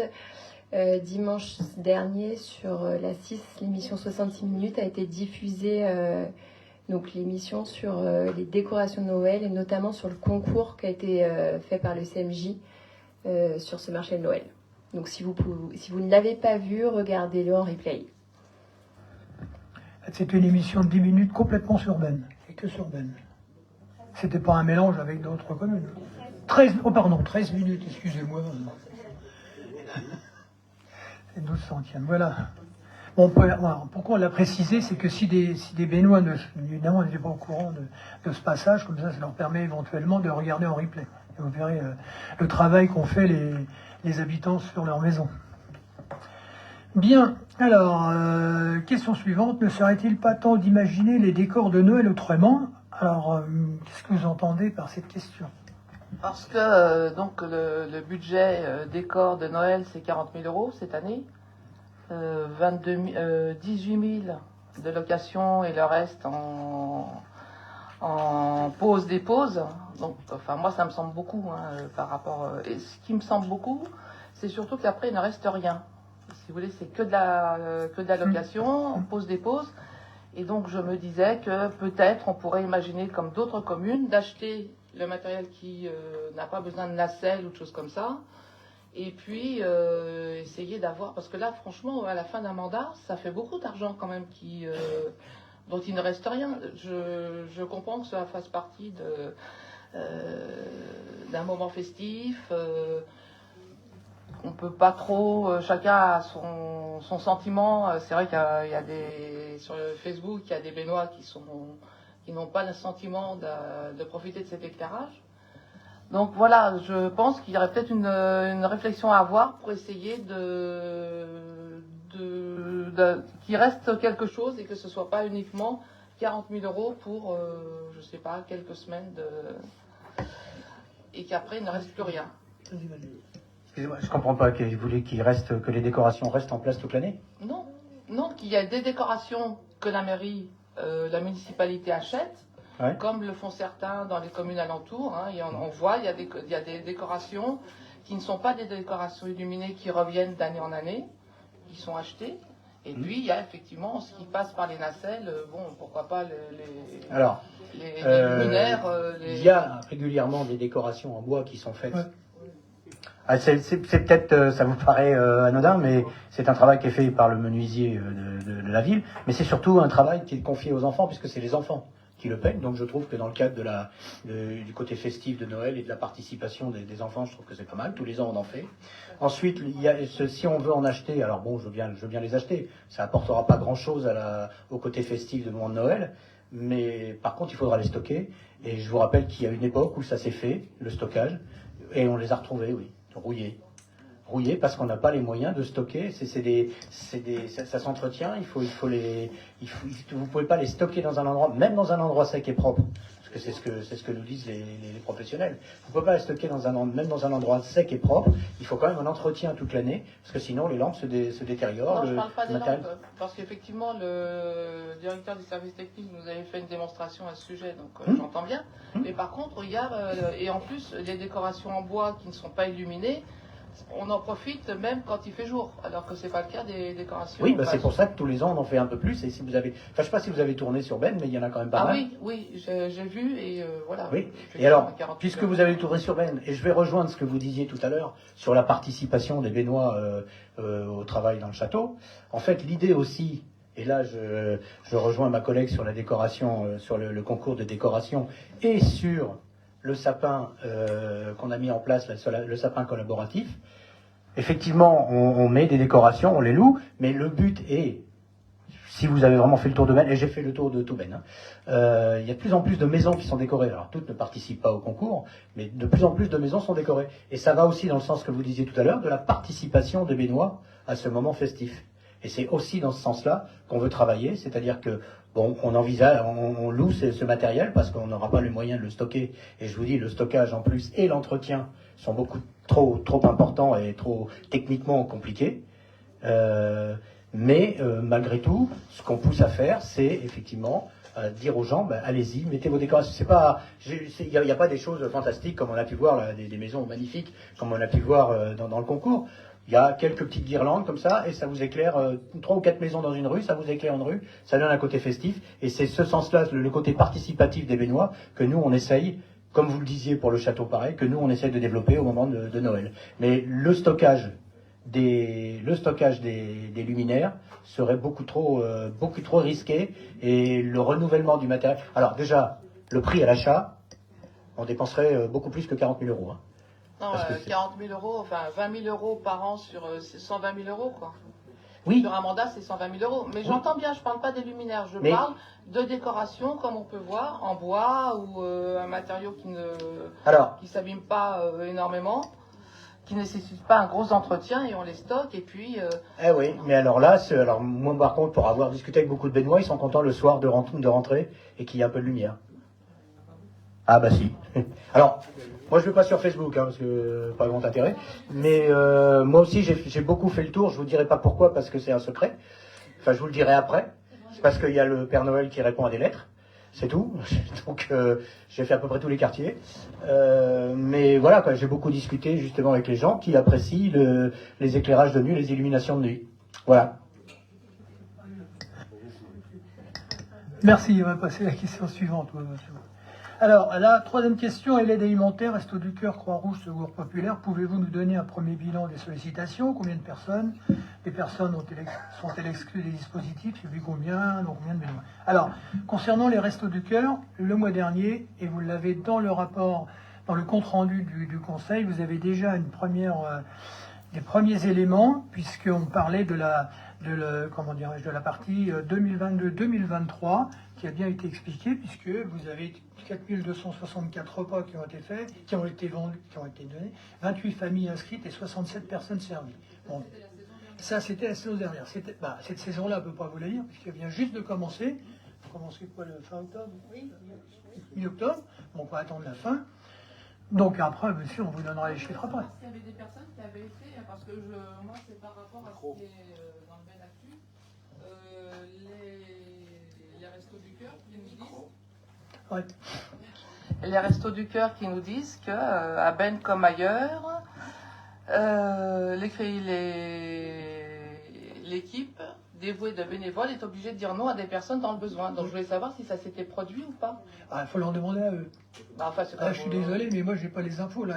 C'est bien de nous poser une question sur des choses qui concernent les Restos du Cœur. C'est pas à la mairie de répondre là-dessus, ni pour le Secours Populaire, et là je suis ferme, mais ni pour la Croix-Rouge. Je suis désolé, on n'a pas les chiffres et on ne va pas nous faire une enquête. C'est pas à nous d'aller faire une enquête. Je suis désolé. Alors, par contre, je sais pas. Pour moi, oui. C'est le rôle des élus de savoir s'il y a des Bénois qui sont dans le besoin et qui n'ont pas. Oui, mais dans ce cas-là, il faut s'adresser directement aux associations et pas par le biais de la municipalité. Pas. Si les- La municipalité donne une subvention, est-ce que cette subvention, ça suffit? Donc on a vu. Non, non, que mais ça- je vais vous dire, s'il y a besoin et si il y a des exclusions, c'est aux associations de venir nous voir et de nous dire, écoutez, on a un problème, il y a un certain nombre de familles qui ont été exclues du système pour telle et telle raison, qu'est-ce que vous pouvez faire? Et à ce moment-là, on peut se retourner vers le CCAS, c'est ça que je veux dire. Et c'est pas à nous d'aller les voir et dire, est-ce que vous avez une exclusion? Je crois que c'est pas notre rôle. Enfin, c'est pas notre rôle. C'est notre rôle de recevoir si effectivement il y a un problème. Et effectivement, s'il y en a un, on tâchera de le résoudre, évidemment. Mais c'est pas à nous d'aller toutes les associations, parce que là on parle de 3, mais il pourrait y en avoir d'autres. Puis La après, Croix-Rouge, alors la Croix-Rouge, le CCAS doit être au courant puisque c'est sur recommandation des assistantes sociales. Non, c'est faux, ça a changé, Sophie. Ah bah j'ai demandé à Je fais j'ai partie demandé de la à Croix-Rouge, donc j'ai demandé à madame une personne Non, qui non, je s'occupe. connais bien le sujet. C'est ce qui se passait au Trou-Froid, mais maintenant les règles ont changé. Toute personne qui arrive peut avoir l'aide de la Croix-Rouge sans passer par une assistante sociale. Ce n'est pas ce que m'a dit une personne qui est impliquée, et très impliquée depuis des années sur l'aide alimentaire et que j'ai interrogée justement pour savoir oui, comment ça a fonctionnait changé. la Croix-Rouge. Non, elle m'a répondu, là c'était au marché de Noël. Non, non, mais ça a changé. Je pense que non, parce que cette personne, elle est toujours... non. J'en fais partie. Bon, je voudrais juste apporter une précision. Effectivement, si on peut pas vous donner les chiffres, et c'est pas notre rôle, c'est le rôle. C'est pas pour ça qu'on s'intéresse pas à ce que font les Restos du Cœur. Et sachez que là, on lance une campagne d'information pour les Restos du Cœur qui vont faire une collecte pour les Restos du Cœur de Benne le 20 janvier au G20. Et c'est la municipalité qui fait les affiches et on va distribuer les flyers la première semaine de janvier pour solliciter les Bénois pour qu'ils puissent donner des denrées non périssables comme d'habitude pour les Restos du Cœur. Donc pour les Restos du Cœur, pardon. Pour les Restos du Cœur.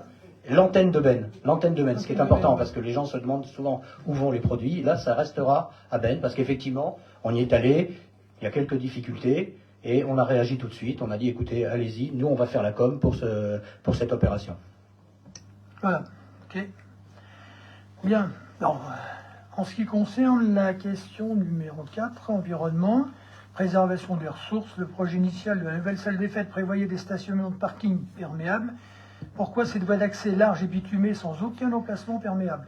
Par la même occasion, je fais la suivante, comme ça tu réponds aux deux. Pourquoi le trottoir de Moc-Panier créé il y a 2 ans a-t-il été entièrement bitumé? Quel était le coût initial des travaux? Quel est le coût de ce nouvel aménagement? Monsieur Michel Noblet. Alors, concernant l'escapade, les stationnements sont effectivement enrobés, conformément au permis de construire et à l'étude de loi sur l'eau réglementaire qui a été faite lors du 2e projet. Le projet initial, alors je ne sais pas si vous parlez du projet du RUC 5, mais en effet, sur le projet du RUC 5, les parkings étaient perméables. Le problème, c'est que le bâtiment n'était pas réalisable. Donc, je précise aussi que, et vous savez, que ce parking est en partie sur une partie remblayée. Et de l'autre partie, c'est l'ancienne départementale. Et à ce moment-là, au niveau structure, entre une partie qui est bien stabilisée et une partie qui est remblayée, c'est très compliqué techniquement d'uniformiser la voirie.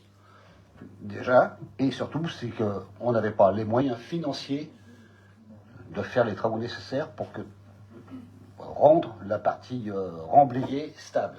À l'époque, je ne faisais pas partie de l'équipe. J'étais rentré en conflit en expliquant que justement la partie remblayée, bien qu'on m'ait soutenu à l'époque qu'un remblai était stabilisé au bout de 2 ans, c'est ce qu'on m'a répondu. Donc la partie remblai n'aurait pas tenu actuellement si elle avait été perméable. C'est pour ça que nous avons fait, et conformément au projet loi sur l'eau qui a été refait, puisque je rappelle pour la petite histoire qu'on a été obligé avec ce projet de refaire l'étude de la loi sur l'eau reprenant l'ensemble de la colline et de son environnement. Voilà. Concernant la deuxième question, concernant le trottoir de Moc-Panier. Donc en effet, notre but c'était de ne pas à l'origine rendre perméable cette voirie. Il s'est avéré que vu son environnement qui est campagnard, il y a énormément d'herbes, de graines et tout ça qui sont plantées sur ce trottoir, qui fait que ça rendait le chemin piéton particulièrement non praticable, très difficile d'accès. Et donc on a pris la décision, en effet, à la demande des riverains, de bitumer cette partie-là pour que le chemin piéton soit sécurisé. Alors, pour votre information, puisque vous me demandez, le coût initial des travaux était de 51 488,70 € et la perméabilisation nous a coûté 15 817,20 €. Voilà. Merci. Très bien. Bien. Question posée par Mme Sylvie Béguier, Mme Danielle de Roquefeuille et M. Claude Copin. Alors, question 1. Est-il possible d'avoir des précisions concernant l'immeuble prévu près du premier passage à niveau de 24 logements privés et 9 sociaux en 2019 à 33 logements sociaux immobiliers 3F en 2023, quand et par qui cette décision a été prise? Alors, en fait, le permis de construire qui était accordé en 2019 était à Terralia. On est bien d'accord? Donc, je parle toujours de Terralia, mais en fait c'était Terralia, a été repris cette année par 3F. Bon, évidemment, la construction peut encore commencer, et c'est eux qui ont repris tout l'ensemble et qui, évidemment, les 3F, ils ont fait des logements sociaux. Mais nous, on n'y peut rien pour l'instant. Parce que c'est 3F qui a repris tout le permis de construire.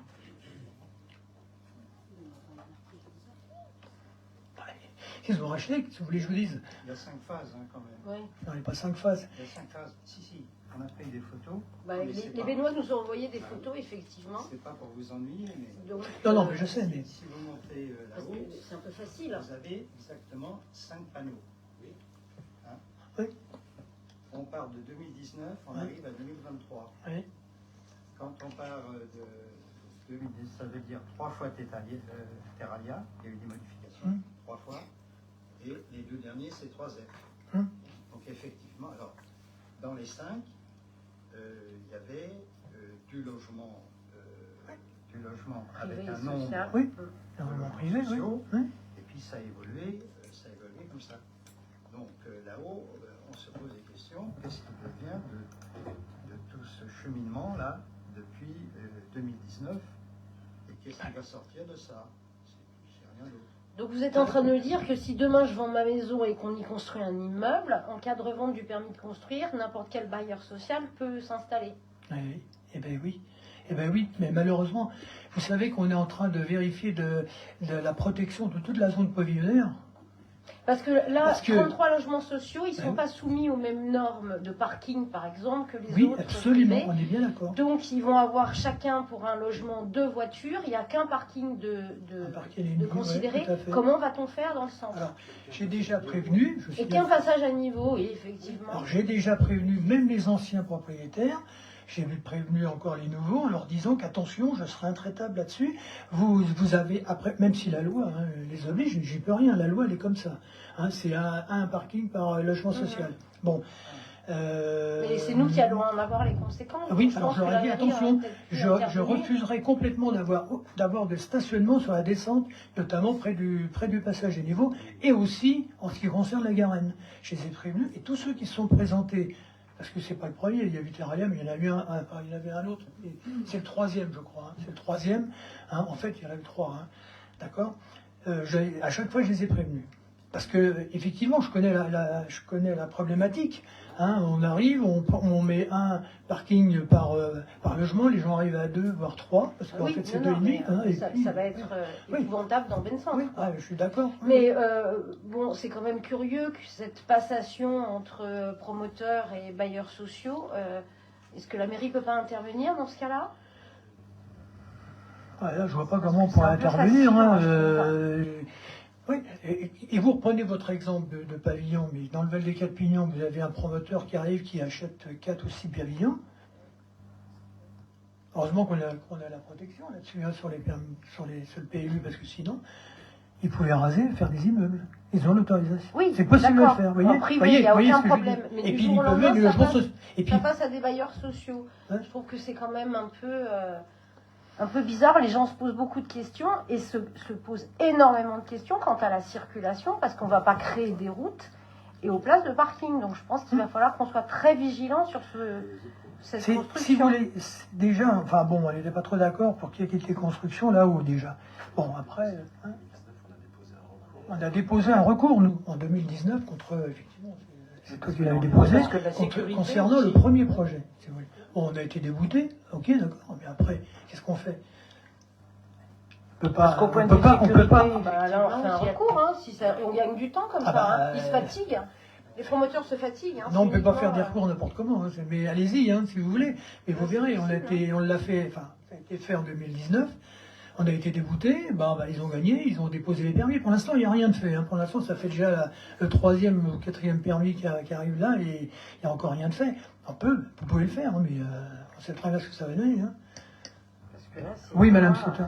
Ce que je voudrais signaler, c'est que dans un périmètre, je viens de vérifier, à moins de 500 mètres d'une gare, on ne peut pas exiger plus d'une place de stationnement par appartement. Donc ce que je veux dire, c'est que c'est pas forcément lié au fait que ce soit un bailleur social, mais au fait qu'il y a la gare qui est à proximité. Il y a les deux. Oui, il y a les deux. Et donc il faudra être aussi vigilant pour les autres permis de construire qui seront accordés. Oui, tout à fait. On est d'accord. Oui. Voilà, moi je... Bon, alors ensuite... Alors, où sont les travaux de l'immeuble 3F de la rue Nouvelle? Bon, ben là, il y a eu une demande de travaux qui a été déposée en 2022. Pour le moment, pas de nouvelles. Donc, les services passent régulièrement pour aller voir ce qui se passe. C'est la même encore ce matin, puisque, comme vous avez posé la question, on a été voir. A priori, d'après les services de l'Urba, il ne se passe toujours rien. Et je crois que tu as levé la main. Il y a peut-être une info là. Oui, je voulais simplement vous dire qu'il y a 3 semaines, dans le Moniteur est paru un appel d'offres de 3F pour faire la rénovation de l'immeuble. Oui, parce que là, donc ça va se faire. Pour le moment, il n'y a rien. Les carreaux sont cassés, la flotte rentre dedans. Mais ça n'a pas bougé depuis... je vous dis, je suis d'accord. Il y a 3 semaines, il y a donc eu un appel d'offres qui a été lancé, tout corps d'État, par 3F, pour cette rénovation. Donc après le temps de comment dire de l'appel d'offres, etc. Ça va être, voilà, mais c'est en cours, ça. Je peux vous l'assurer. Donc on est très vigilant dès que j'ai une info, parce que avec les voisins d'en face, je leur ai dit si vous voyez quelque chose, parce que bon, on peut pas faire le vigile, hein, désolé. Si vous voyez quelque chose d'anormal, vous le prévenez, c'est ce qu'ils font, et systématiquement on y va, ou on prévient la gendarmerie, qui sont d'ailleurs passés plusieurs fois. Hein. Et bon voilà, c'est leur bâtiment. Encore une fois, c'est pas que je veux rien faire, on fait, mais d'ailleurs on leur avait demandé, il y avait des fenêtres qui étaient ouvertes à un moment donné, je ne sais pas si vous vous souvenez, on leur a demandé de les fermer, ils ont muré des choses, donc pour éviter justement des squats. Voilà. Alors, des travaux sont réalisés depuis quelques jours derrière le bureau de la Poste le long du mur du château. Sont-ils destinés à la reconstruction de ce même mur? Oui, effectivement. On est d'accord. Hein, en fait, ce sont des sondages géotechniques qui concernent évidemment la reconstruction, mais surtout la viabilité des fondations de la Poste. Voilà. C'est fait actuellement, d'ailleurs, je ne sais pas combien, il y a plusieurs, je suis passé, il y a combien de trous, je n'avais pas compté, 12. Il y a 12 trous justement pour vérifier ça. Voilà. On nous a imposé ça, enfin la DRAC nous a imposé, enfin les bâtiments de France nous ont imposé de faire des études géotechniques là, à cet endroit-là. Ah ouais. Ça fait comme les fouilles préventives, etc., qui n'étaient pas prévues, qui sont prévues après, là aussi. Donc, voilà, je ne sais pas quoi vous dire de plus, oui. J'ai rencontré la directrice du service culturel qui m'a expliqué donc qu'ils allaient à 10 mètres de profondeur et que les carottes seraient conservées pour éventuellement pouvoir être analysées dans un second temps et en fonction des études qui seraient à faire. Voilà. D'accord, très bien, merci. Ouais. Ok, bon écoutez, je crois qu'on a fini. Je n'ai plus d'autres questions. Donc, je vous remercie. Et puis, je vous souhaite évidemment de bonnes fêtes de fin d'année. Et puis, en vous souhaitant évidemment un bon début d'année. On se retrouve l'année prochaine. Merci.